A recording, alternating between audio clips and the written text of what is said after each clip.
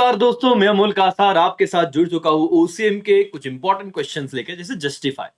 इस particular session में बहुत सारी अच्छी अच्छी बातें होगी। और सबसे पहले मैं आपको बता दूं दोस्तों, आज 15 फरवरी आ चुकी है और करीब करीब 5 दिन है आपके पास इंग्लिश के लिए और आपके लैंग्वेज सब्जेक्ट्स के लिए। तो आपको मैं वापस एक बार कहना चाहूंगा कि जितना अभी ओसी को या फिर अकाउंट्स को या फिर इको को, मतलब ओसी को तो आज मेरा सेशन देख लो, उसके बाद आपका मैक्सिमम टाइम जाना चाहिए अदर सब्जेक्ट में जो मेन है, जिसको साल भर हमने नहीं पढ़ा है। आराम से डील कीजिएगा, पिछले 2 साल के पेपर देखेगा, हिंदी हो, मराठी हो, इंग्लिश हो, आप अच्छा स्कोर कर पाओगे क्योंकि आप वो सब्जेक्ट को बहुत दिनों से पढ़ रहे हो।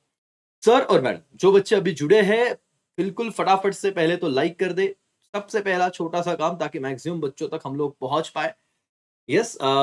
दूसरी बात दोस्तों, ये जो चार्ट है उसका अगर हो सके तो आप स्क्रीनशॉट निकाल लो जब आप मुझे देख रहे हो। तो ये ऐसा चार्ट है जो मैंने एक साथ दोनों पेपर 2022 2023 और आपका 2024 आने वाला है कुछ एनालिसिस किया, जैसे क्वेश्चन 2 में क्या क्या आ गया था ये बता भी आपको। आप ऑब्जर्व करोगे तो चैप्टर 2 में से हर बार, चैप्टर 7 में से और चैप्टर 8 में से आपको डिफाइन द टर्म पूछा ही है। तो एटलीस्ट जो बच्चा चाहता है कि सर, है ना, कोई स्कोप है क्या क्या कुछ लिमिटेड पढ़े, तो डिफाइन द टर्म हमें पढ़ना तो है, तो बेटा इन चैप्टर को तो आप अच्छे से कर लो। देखो दोनों एनालिसिस है, ठीक है। उसके बाद क्वेश्चन 3 केस स्टडी बेस ना, केस स्टडी बेस मैंने सारे करवा के दिए आपको। मैं जस्टिफाई आज बताने वाला हूं, लेकिन ये जो एनालिसिस है शायद बहुत बच्चों को काम में आ जाए। जरा फटाफट से इसका स्क्रीनशॉट लेते रहिएगा और आपकी बहुत हेल्प हो जाएगी। ये दो पेपर जो इतिहास है उससे हम फ्यूचर को प्रेडिक्ट कर सकते हैं। तो यहां पे मैं एक देख पा रहा हूं दोस्तों, चैप्टर 2 से तो केस स्टडी आया ही आया है और चैप्टर 5 से भी आया। तो सर क्या लगता है 2024 में, देखो, और चैप्टर 4, लेकिन 4 और 3 सफल हुआ था।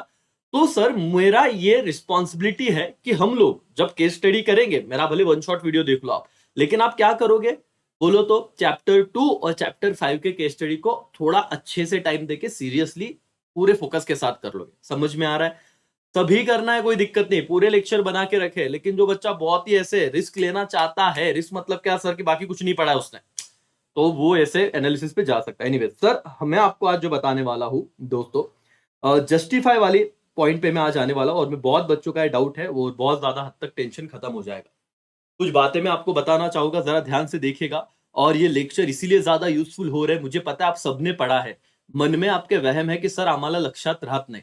रीजन उसका मैं बार बार बता रहा हूं कि इस मोमेंट पे आप लोग सब कुछ याद करने की कोशिश कर रहे हो। ओसी हो, एसपी हो, इको हो, अकाउंट्स हो, ये साल भर इससे पहले कभी किया नहीं था, है ना। आपके टर्म एग्जाम, प्रीलिम्स एग्जाम होते थे तो भी लिमिटेड चैप्टर थे और आपको डर नहीं था, आप उस दिन एक दिन पहले पढ़ते थे। अब बोर्ड एग्जाम में आपका अगर वो मिसअंडरस्टैंडिंग है कि सर एक ही दिन में सब याद आना चाहिए, तो ऐसा नहीं होगा। तो अपने ब्रेन को ज्यादा ट्रेस में मत लेके जाइए। आपका काम है नॉर्मल रिलैक्स पढ़ना, उतना आप करते रहिए दोस्तों, ठीक है। सर जरा बताइए हमें जस्टिफाई। मैं आपको एक बात दिखाना चाहूंगा दोस्तों, पहले देख लीजिए। Principle of subrogation applicable to all contract of indemnity, chapter 4 से 2022 में आया था, कल भी पता था, लेकिन देखो क्योंकि आज इसी पे बात करने वाला हूं मैं।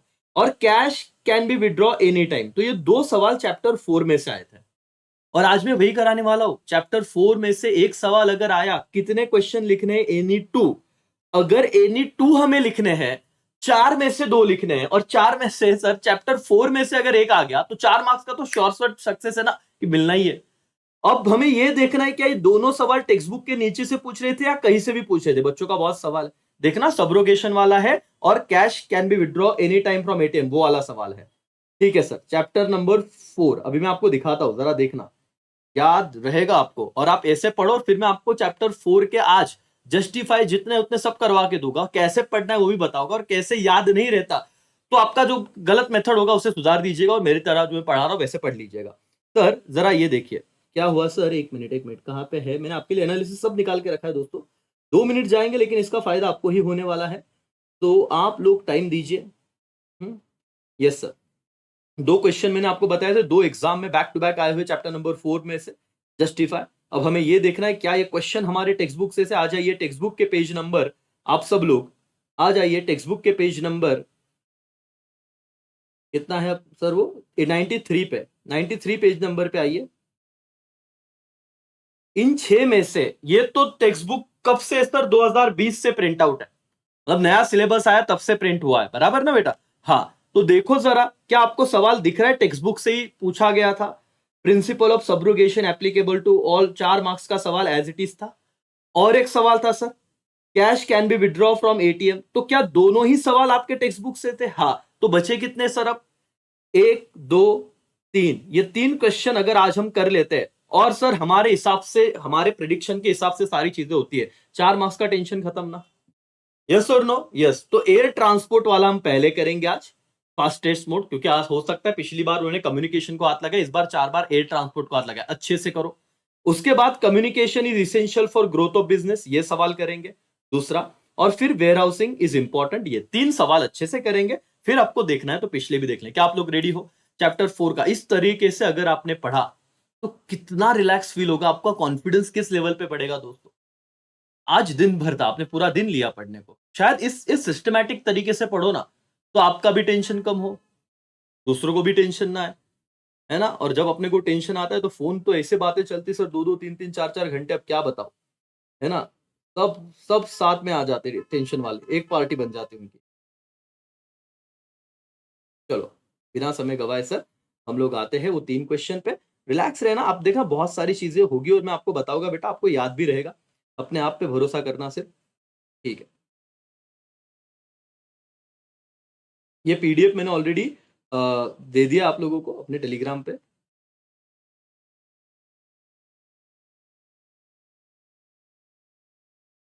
चलो एवरीबॉडी ध्यान दीजिए, सबका ध्यान यहां पे होना चाहिए, एवरीवन। चलो सर, अभी हमारा वक्त होता है शुरू। सबसे पहले ये सवाल जो आईएमपी हम लेके चल रहे हैं, और आपको मैं जो भी बता रहा हूं पूरा एनालिसिस के साथ बता रहा हूं, आप ये चीज कर लीजिए। और याद नहीं रहने वालों, आप तो जरूर ध्यान से देखिए। Air transport is fastest mode of transport. अब आपको, आपने पढ़ा नहीं होगा एग्री, या पढ़ा होगा एक बार याद नहीं आ रहा है, तो क्या छोड़ दोगे क्या? एक लाइन तो आपको लास्ट में कंपलसरी लिखना है, हिंस या therefore. Therefore air transport is fastest mode of transport. तो आपको ना कितने एक्स्ट्रा लाइन लिखनी है? 4। अब समझो मैं कैसे पढ़ा रहा हूं, समझना। और मैं आपको पूरा याद करवा के ही दूंगा यहीं पे अगले 5 मिनट में, आप अपने ब्रेन कैपेसिटी को समझिएगा। फिर air transport is fastest mode, ये तो हमको कुछ भी हो जाए, देयरफॉर ये तो लिखना ही है। जस्टिफाई में ये हमेशा लिखना, देखो मैंने कल पेपर का चेक, वो टॉपर का पेपर भी बताया था। अब 4 पॉइंट क्या है देखो। Air transport carries goods and passenger through Airways. वाह क्या फालतू पॉइंट है सर, कि एयर ट्रांसपोर्ट में गुड्स और पैसेंजर को कैसे कैरी किया जाता है। कैरी मतलब एक जगह से दूसरे जगह, गुड्स एंड पैसेंजर ये 2 वर्ड है, कैसे लेके जाया जाता है, एयरवेज। ओके। दूसरा, it is use different aircraft like passenger aircraft, cargo aircraft, helicopter. तो उन्होंने एयर ट्रांसपोर्ट के अलग अलग टाइप बता दिए, पैसेंजर एयरक्राफ्ट, कार्गो और हेलीकॉप्टर। अब हेलीकॉप्टर पैसेंजर ये 2 तो याद रह सकता है, याद करवा दूंगा आपसे। देखिए तीसरा, it is carried out fix air route with in as well as outside the country. Sir ऐसा नहीं है, रोड में कैसे होता है, हमको जो शॉर्टकट मिला हम घुस गए किधर से भी। एयर ट्रांसपोर्ट में ऐसा नहीं होता है दोस्तों, उनका जो ऊपर से ट्रैवल करने का जो रास्ता है वो एकदम फिक्स है। कोई भी प्लेन दूसरे के, मतलब सर ऊपर भी हो, अगर आपने कोई ऐप है मेरे को याद नहीं आ रहा अभी, एकदम फिक्स, कोई भी किधर से घुस नहीं सकता, एकदम फिक्स एरिया उनका रास्ता होता है। एक बार उड़ गए सर, स्पीड पकड़ ली, डायरेक्ट जाएंगे जो उनका स्टेशन है जहां पे उन्हें नो कि लैंड करना है, वहीं पे जाके वो लैंड हो गया करके। तो दैट्स वाई एक पॉइंट है कि फिक्स एयर रूट होता है। और last, aircraft travel rapid speed also compare to road transfer, there is less congestion, मतलब ट्रैफिक कम है। मेरे भाई और बहनों सारे महाराष्ट्र के यहाँ पे ध्यान दो, वो बच्चा, और ये पेपर में आ सकता है, क्या है, air transport is fastest mode of transportation. 4 घंटे से पढ़ रहा है और कॉन्फिडेंस की लगी पड़ी है। मैंने बोला 5 पॉइंट में आंसर लिख, पहले तो लास्ट वाला पॉइंट बता ले, therefore air transport is fast, ये तो होने ही वाला है। अब क्या लिखेगा? पहला, एयर ट्रांसपोर्ट क्या होता है, गुड्स एंड पैसेंजर को एयरवेज से ट्रांसपोर्ट करता है, पहला पॉइंट क्या है, एयरवेज से। दूसरा एग्जांपल बताओ, एयर ट्रांसपोर्ट में क्या आता है, कार्गो एयरक्राफ्ट, मतलब पैसेंजर एयरक्राफ्ट और हेलीकॉप्टर। ठीक है सर, रेल एयरवेज, दूसरा एग्जांपल। तीसरा पॉइंट क्या है, फिक्स होता है उनका एयर रूट, इंडिया में, within India as well as outside the country. Country में हो या आउटसाइड द कंट्री, उनका एयर का रूट फिक्स होता है, वो कहीं पे भी डायरेक्शन में चेंज नहीं कर सकते। और चौथा, air travel is rapid speed, कैसे स्पीड पे चलता है, रैपिड। क्यों सर? क्योंकि वहां पे रोड की तरह कोई भी ट्रैफिक वाफिक नहीं होता, कंजेशन वगैरह नहीं होता। That's all, and therefore air transport is the fastest mode of transport. Sir और मैडम, अपने दिमाग में थोड़ा रिवाइज करना, अपने कॉन्फिडेंस को बढ़ाइए, और एक आ गया ना खत्म हो जाएगा। सब मेरे पास ध्यान दीजिए, सब मेरे पास ध्यान दीजिए। बताओ, क्वेश्चन याद है? एयर ट्रांसपोर्ट क्या है? Fastest mode. क्या लिखोगे कि उसका जो ये रूट है, air air transport carries goods and passenger through Airways. दो नहीं, 3 बार पढ़ो, लेकिन फटाफट पढ़ो। दूसरा क्या है बोलो तो? एयरवेज के बाद example sir, passenger aircraft, helicopter, दो ही लिखना। तीसरा क्या, उनका रूट क्या होता है? फिक्स होता है। Carried out fix air route with in as well at outside the country. India में, आउटसाइड इंडिया उनका रूट भी फिक्स होता है। चौथा कि वो ट्रैवल करता है रैपिड स्पीड से। Why? As compare to road transport, comparison दे देना। बिकॉज वहां पे कंजेशन एंड ट्रैफिक क्या होता है? कम होता है। That's why therefore air transport is the fastest mode of transport. That's all, done. Learn हो जाएगा। अरे गतम। और आप अपने आप पे देखो मेरा, जितना कॉन्फिडेंस लाओगे ना, अब तक आपने पढ़ा नहीं था इसलिए तुम्हें याद नहीं रहना था। अब समझो, कोई अंदर पढ़ने की जरूरत नहीं थी। ये से टेक्स्ट बुक वाइज क्वेश्चन से जाओ। एक हो गया आईएमपी, हमारा प्रोबेबिलिटी। अगर यही क्वेश्चन बोर्ड में आता है तो सर खुशी हो जाएगी, नहीं तो सर अब पूरा चैप्टर 4 तो छोड़ना नहीं। दूसरा क्वेश्चन क्या था? देखो मैं बताता हूं ना। Communication is essential for the growth of business. देखो ये पॉइंट तो एकदम फालतू है, ये तो लिखोगे ही लास्ट में। Therefore communication is essential, वही उठा के लिखना है देयर फॉर लगा के। अब 4 पॉइंट पे ध्यान दो। अब कुछ बच्चे रहेंगे, वो पूछेंगे सर लेकिन 4 मार्क्स के लिए 4 पॉइंट लिखे, पांचवा ऐसे लिखा तो मार्क्स मिलेगा क्या? बेटा मैंने बात कर ली है चेकर से, उन्होंने तो बोला है अगर तुम्हें फिर भी ऐसे सेल्फ डाउट में रहना है, कंफ्यूजन में रहना है, फिर तो 4 भी नहीं लिख पाता बेटा, तो 4 तो भी लिखो, अच्छे से लिखो। चलो, कम्युनिकेशन इज इसेंशियल मतलब जरूरी है ग्रोथ ऑफ बिजनेस। क्या लिखोगे एक बार देखो। Communication is art of exchanging ideas, fact, information etcetera from one person और एंटिटी टू अनदर। वास, इतना एक लाइन तो हम फेंक सकते हैं। कम्युनिकेशन क्या है सर? एक आर्ट है। किसका आर्ट है sir? Exchanging ideas and information, facts from one person to another person और एंटिटी। पहला पॉइंट लर्न ही करवा के दूंगा, सुनो। कम्युनिकेशन, क्वेश्चन क्या था सर? कम्युनिकेशन इसेंशियल है। हमें याद नहीं रहता, याद करना किधर है भाई? सिर्फ समझ लो, याद नहीं करना। याद करने जाओगे तो बहुत लफड़े हो रहे। पहला पॉइंट क्लियर है कि कम्युनिकेशन ये क्या है सर? मैं बता रहा हूं ये, और एक चैप्टर करवा के दूंगा सर। बाकी आपको मैंने ऑलरेडी पीडीएफ दिया, फटाफट से पढ़िए और खत्म कीजिए। मुझे पता है बहुत बच्चे जिनको आ रहा है उनको तो ठीक है पढ़ लेंगे, जिनको दिक्कत है, जो बहुत नर्वस हो चुके हैं, डिप्रेशन जैसा टेंशन आ रहा है, पढ़ाई नहीं हो रहा, उनके लिए बोल रहा हूं। अब तो हो रहा है ना, आप वैसे खुद ही कीजिए। दूसरा, business need to communicate with supplier जो उन्हें गुड्स भेजता है, इंप्लॉय जो उनके वहां पे काम करता है, as well as customer to function effectively. अगर बिजनेस को इफेक्टिव काम करना है तो उन्हें कम्युनिकेट करना पड़ता है कि किनके साथ? सप्लायर, इंप्लॉय और कस्टमर। तीसरा point, it enable them to pass effective information from different people associated with business operation। और अगर कम्युनिकेशन होगा तो ये बिजनेस को एनेबल करता है, हेल्प करता है कि उनका मैसेज सही लोगों तक सही वक्त पहुंचे। And last, it also help businessman to understand client का रिक्वायरमेंट कि लोगों को क्या चाहिए एंड एक्ट अकॉर्डिंगली, और उसके हिसाब से वो काम करेंगे। सर ये याद नहीं हुआ, ठीक है भाई, नहीं हुआ, अब समझ। एवरीबॉडी कम ऑन, यहां पे ध्यान दो, और 3 क्वेश्चन हो जाएंगे, तुम्हारा टेंशन डन। चैप्टर नंबर 4 का, और एक आने का पूरा प्रोबेबिलिटी है। बताइए मुझे, communication essential for the growth of business. Sir याद नहीं रहता, ठीक है, साइड में हो जा भाई। समझ लिया, जितना आएगा उतना याद करने, मतलब जितना समझेगा उतना पेपर में लिखता आएगा अपने शब्द। पहला बोल, इसेंशियल क्यों है? क्योंकि पहले तो कम्युनिकेशन का मीनिंग बताया। Communication is art of exchanging ideas, fact, information from one person to another. तुमने नहीं भी पढ़ा रहेगा, इट्स ओके, लेकिन समझ लो कम्युनिकेशन क्या है? आर्ट है। क्या sir? Exchanging ideas, fact and information from one person to another. एक लाइन हो गया। दूसरा लाइन क्या है sir? Business need to communicate, किसके साथ कम्युनिकेट करना पड़ेगा? Supplier, customer, employ etcetera. ठीक है, ओके। तीसरा point, it enable them to receive information from customers and क्या बेटा, एक्ट अकॉर्डिंग टू इट। और चौथा point, it also help businessman to understand client का रिक्वायरमेंट क्या है और उस रिक्वायरमेंट को कंप्लीट करना। एंड देयरफॉर, ये तो कंपलसरी लिखना है, लेकिन कैसे लिखोगे? अभी पैराग्राफ में नहीं, एक लाइन लिखने के बाद। मैंने कल का पेपर बताया था। ओके, पवन पासरे, 40 रुपए का सुपर चैट, थैंक यू भाई। लेकिन बेटा वो ऐसे नहीं होगा, हिंदी इंग्लिश कोई सीने, जो बता रहा हूँ वो सुनो। मैं आपको जो बाकी चीजें बाद में आएगी, आप फोकस करो यहाँ पे। दिल से शुक्रिया आपके प्यार के लिए, लेकिन अभी यहाँ पे फोकस करो। सर सीन क्या है? सर कम्युनिकेशन ये क्या है जरा मुझे बताना। क्या आप डन हो गया एवरीबॉडी? सर आता आम्हाला असंच नाही आठवणार। देख बेटा, अब तेरे को स्ट्रक्चर समझ गया है। अब क्या करना है, अपने हिसाब से तेरे को 4-5 पॉइंट लिखने हैं और लास्ट में लिखना है therefore communication is effective. इसमें आपने अपने मन से भी लिखे ना 2-4 पॉइंट जो आपको सही लगते हैं, तो भी आपके मार्क्स बनेंगे, तो भी आपको अच्छे मार्क्स मिलेंगे, ये गारंटी है। चलो, जो बच्चों को लर्न हो गया फटाफट से लाइक करो। अभी अंडरस्टैंडिंग आया, समझा है सर? यस, कम्युनिकेशन में हम लोगों को तो कोई दिक्कत नहीं है करके। ठीक है, चलो नाउ आगे सर।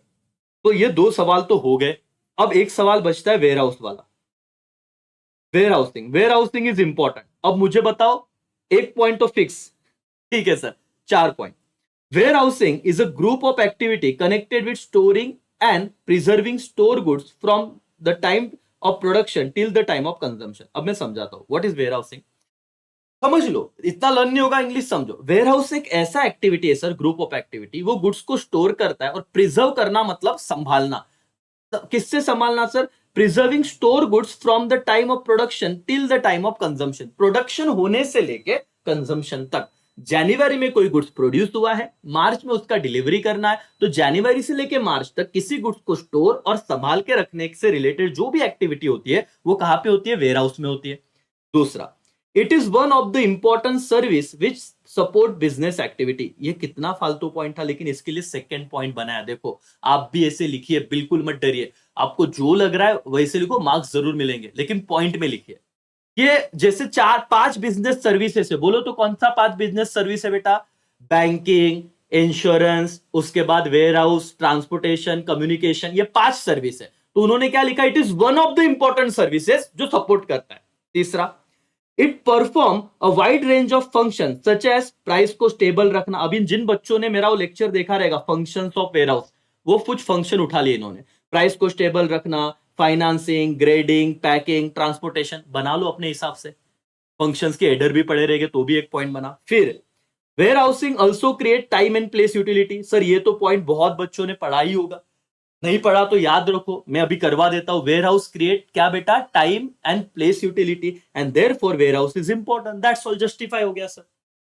जस्टिफाई बहुत बड़ी बात नहीं। अब बोलो तो क्या याद रखोगे? पहले तो वेयर हाउस का मतलब बताओ। वेयर हाउस मतलब वो सारे एक्टिविटीज आते हैं जो एक्टिविटीज सर कनेक्टेड है to store the goods and preserve the goods. ये प्रिजर्विंग वाला एक बार लिख लेना spelling.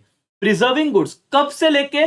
From the production to the consumption. Production होने से लेके कंजम्पशन तक जो सारे एक्टिविटीज स्टोरिंग प्रिजर्विंग होता है उसे वेयर हाउसिंग कहा जाता है। दूसरा पॉइंट क्या है बेटा? ये बहुत इंपॉर्टेंट सपोर्ट सर्विस है। 5वें चैप्टर, 4थे चैप्टर में 5 सर्विस है, उसमें से one of the important service. एक लाइन छोड़ो, तीसरा पॉइंट लिखो। It perform wide range of function. Function मैंने करवा दिया है, जितने याद आए 2-4 लिख दो। Financing, price stabilization, risk bearing वगैरह वगैरह। ओके, याद हो रहा है, दिमाग में जा रहा है। ऊपर नीचे हो गया तो भी चलेगा, एक आधा पॉइंट एक्स्ट्रा लिखा तो भी चलेगा, डरो मत। डर को भगाओ और पढ़ाई पे फोकस करो, सब होगा, ओसीएम अच्छा ही जाएगा। और जस्टिफाई में तो बिल्कुल मत डरो।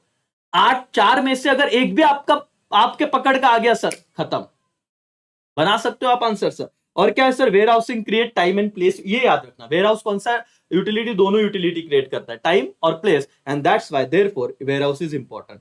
मेरे भाई और मेरे बहनों, अब देखो हम लोगों ने क्या किया, जरा यहां पे आइए। हम लोगों ने क्या किया जरा समझिए सर और madam.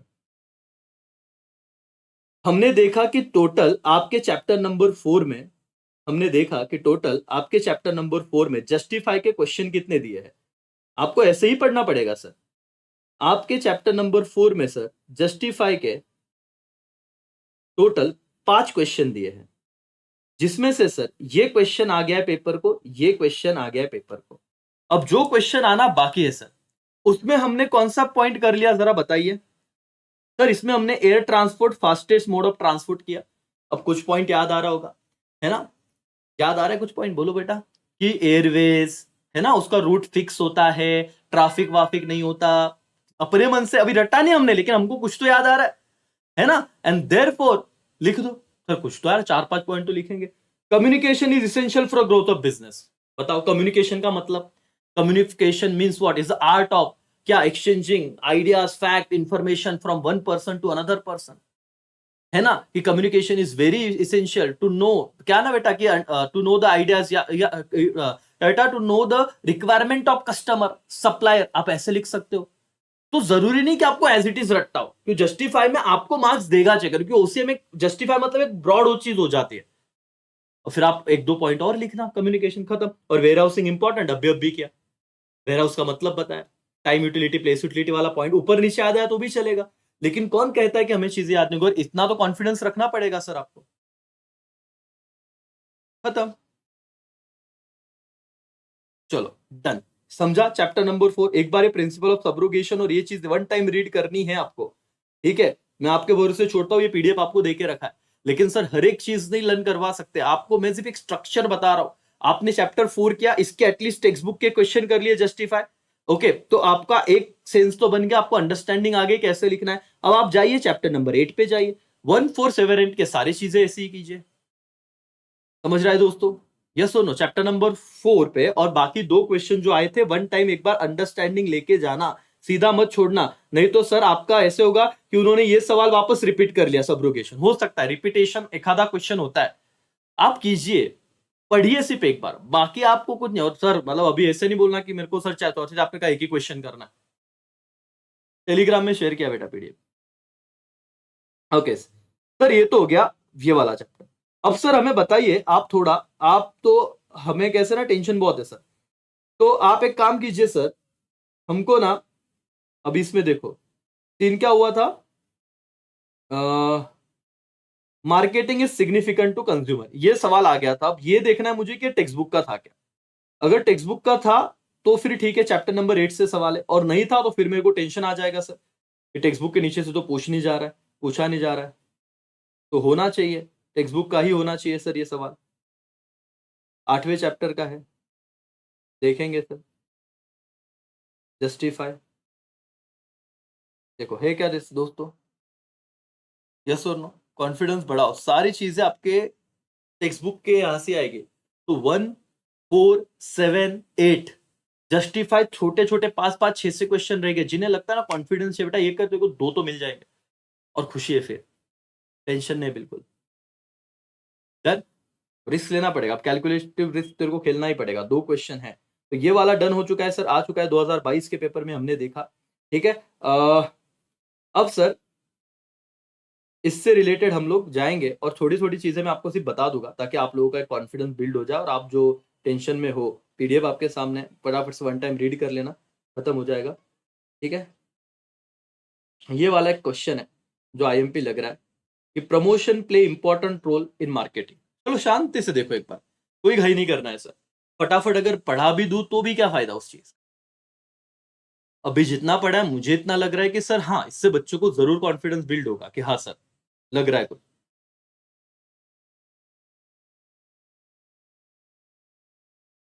Okay Bhavish Patil, thank you so much sir, 100 रुपए का सुपर चैट भाई, इतना मत प्यार दो हमें, है ना, इमोशनल हो जाएंगे हम, ठीक है। जैसे पढ़ा है वैसे, जैसे, और जो बच्चे बहुत पहले से जुड़े हैं उनका कहना है सर आप जैसे बता रहे हो वैसे फॉलो कर रहा हो, 1 महीने में ऑलमोस्ट पोर्शन मेरा कवर हो गया और मैं भी कॉन्फिडेंट हूँ पेपर लिखने के लिए, थैंक यू। ओके भाई, सबका होगा, टेंशन मत लो। चलो, अब promotion play important role in marketing आ गया क्वेश्चन, ये तो फिक्स है अपना सर, बाकी कुछ लिखे ना लिखे। अब ये समझो, promotion is important tool of marketing, it's create brand recognition and sales. बेटा अगर तुमने नहीं भी चैप्टर पढ़ा है, टेक्स्ट बुक याद नहीं आ रहा, ये वाला सवाल पढ़ो और यही याद रखो कि प्रमोशन एक इंपॉर्टेंट टूल है मार्केटिंग का। प्रमोशन करने से क्या होता है, ब्रांड का रिकॉग्निशन होता है और सेल्स बढ़ जाता है।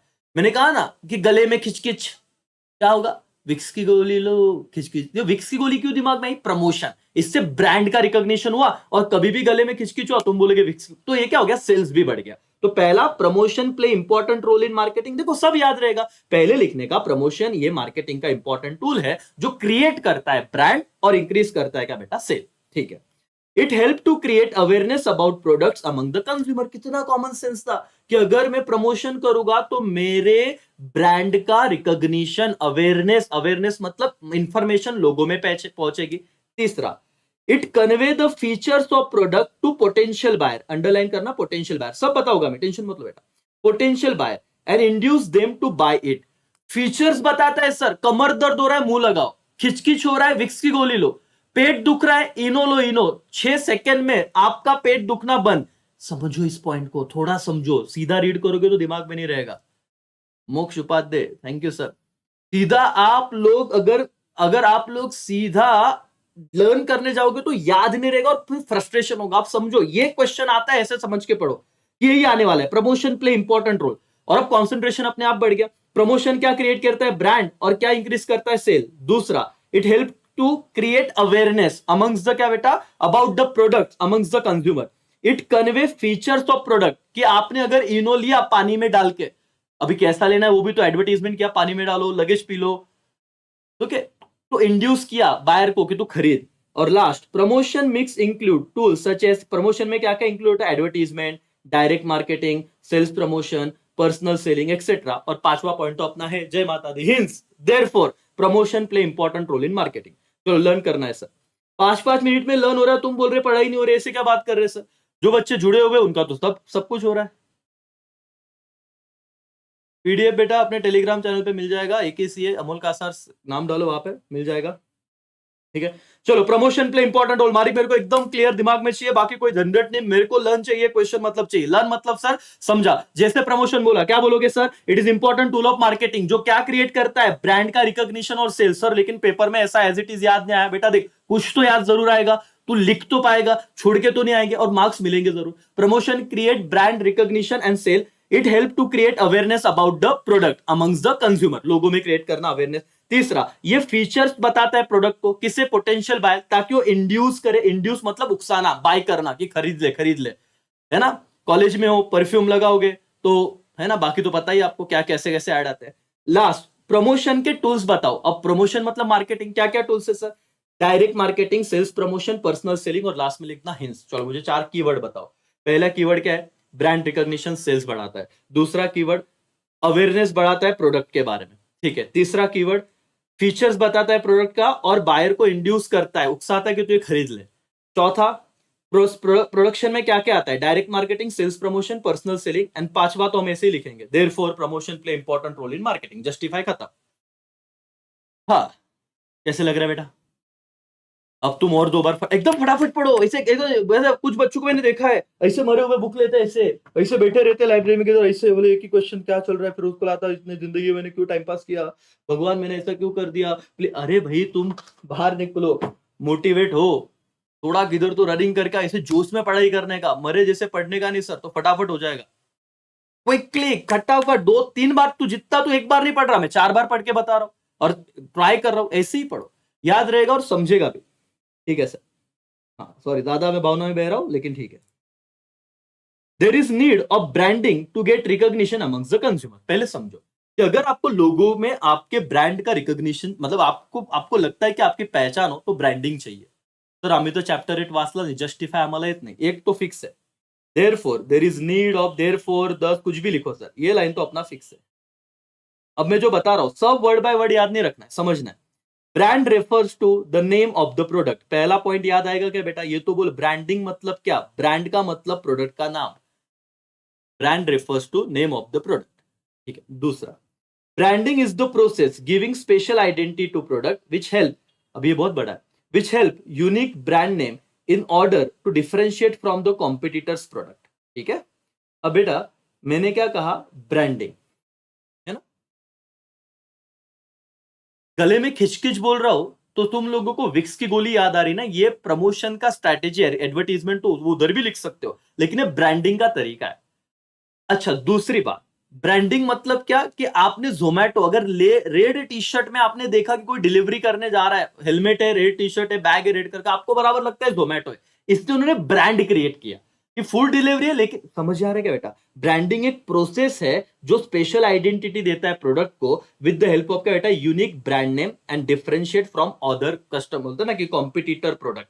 उबेरिट वाला भी डिलीवरी करने जा रहा है, जोमेटो वाला भी जा रहा है, ग्रीन दिखा उबेरिट, रेड दिखा जोमेटो, ब्रांडिंग। तीसरा, it is process of giving distant, देखो वही फेंक रहे अभी, रिपीट फेंक रहे, तू भी फेंक, एक्टिव पैसिव कर, मार्क्स मिलेंगे पॉइंट वाइजली। ब्रांडिंग मतलब ऐसा प्रोसेस है जो यूनिक डिस्टिंक्ट नाम, अलग नाम एंड प्रोडक्ट का आइडेंटिटी क्रिएट करता है। Branding help businessman to create special identity, वही फेंका है, फॉर इस प्रोडक्ट इन द मार्केट, तुम नहीं लिख सकते थे लेकिन पढ़ाई नहीं। It is also help to get new business and increase brand awareness in the market. Sir आपको क्या बताओ, इन्होंने जो फेंका इससे भारी तो हम फेंक सकते हैं, लेकिन प्रॉब्लम ये है हमारे बच्चों को कि वो पता ही नहीं चलता कि ऐसे फेंकना है। फेंकना सीखो, उसी में जहां पे आप लोग गिव अप करोगे तो देखो, चेकर को ये बताओ कि सर, और हाँ सही लिखो, कुछ भी मत फेंकना, ब्रांडिंग से रिलेटेड ये सही पॉइंट है सर, और हमने तो लिख लिया देयर फोर। अब ये पहला पॉइंट तो आप लिख पाते हो, और मैं कह रहा हूं कि इतना करो, आपका टेक्स्ट बुक के अंदर से आता है, 1 4 और 8 तो मैंने अभी करा दिया, 7 और 1 कर लिया तो 1 4 7 8 डन हो जाता। सेकंड करो, कितना रिलैक्स हो जाओगे, 2 तो आपके पट्टे के मिलेंगे, और वहां पे बिंदास चौके छक्के लगा के आना फिर।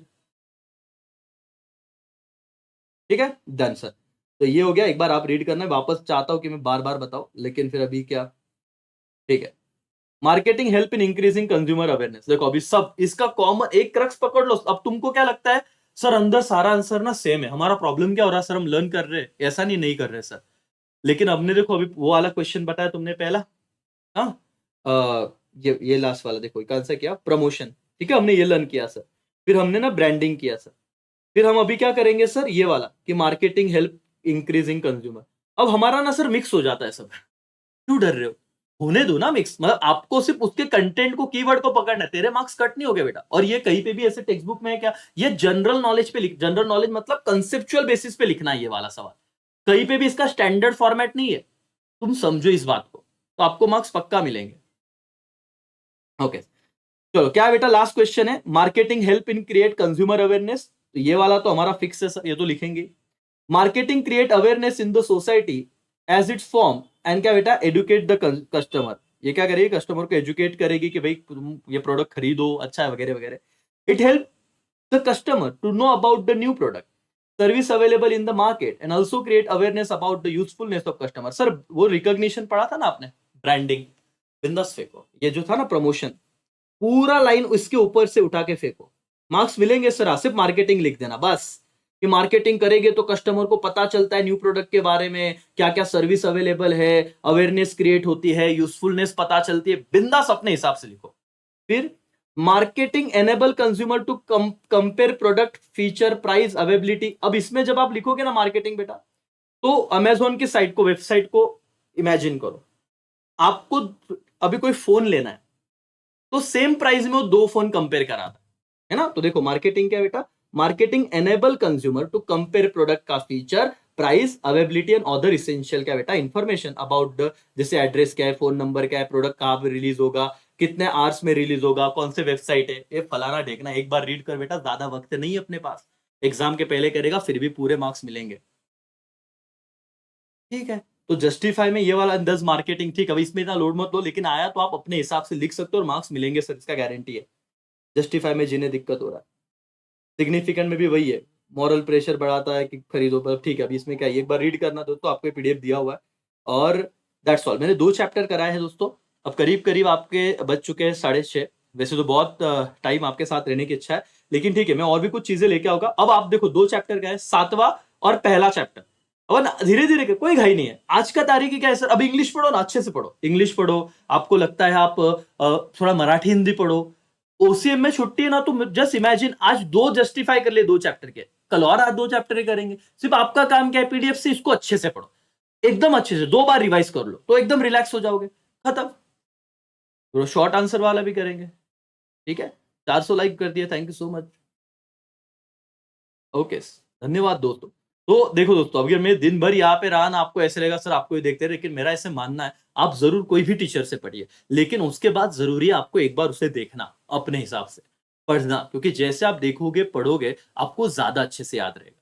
दिन भर भी अगर लेक्चर कर रहे हो और पेपर में जाओगे, अब तो अच्छा लग रहा है, वो याद भी आएगा, लेकिन आप एक बार पढ़ोगे तो और ज्यादा अच्छे से याद आएगा और अच्छे से लिख पाओगे। और मैं सिर्फ ये कहना चाहूंगा, at the end of the time वापस में जुड़ूंगा, मेरी तो बहुत इच्छा है, लेकिन आने दो उसी का पेपर, अभी आप ज्यादा इंग्लिश, मराठी, हिंदी पे फोकस करो, उस दिन हम ज्यादा टाइम करेंगे, ट्रस्ट में, है ना।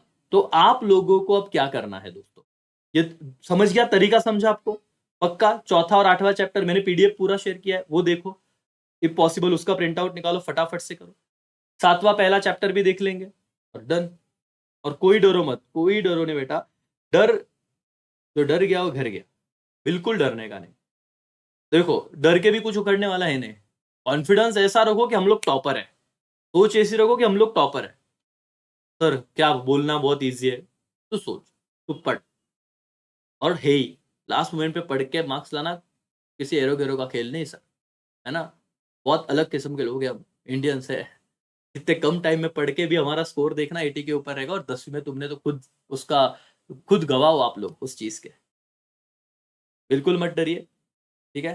धन्यवाद दोस्तों, आज के लिए इधर ही रुकते हैं, आप इंग्लिश पे फोकस कीजिए, मराठी पे फोकस कीजिए, लेकिन स्पीड में पढ़िए, जैसे मैं पढ़ा रहा हूं ना, आलस को दूर कीजिए, एकदम एनर्जी के साथ पढ़िए, बस ये एक 20 दिन पूरी एनर्जी रखिए, 20-25 दिन, है ना, मतलब आज की तारीख है 16, 15, मतलब 15 और 15 30 29 का मंथ है ये, तो ये 14 डेज इस महीने के, और सपोज से मतलब 20-25 दिन, यार इतना एनर्जी रखो, पेपर दो, 6 पेपर है सर, खत्म बात, फिर आ जाएगा रिजल्ट अच्छा अपना।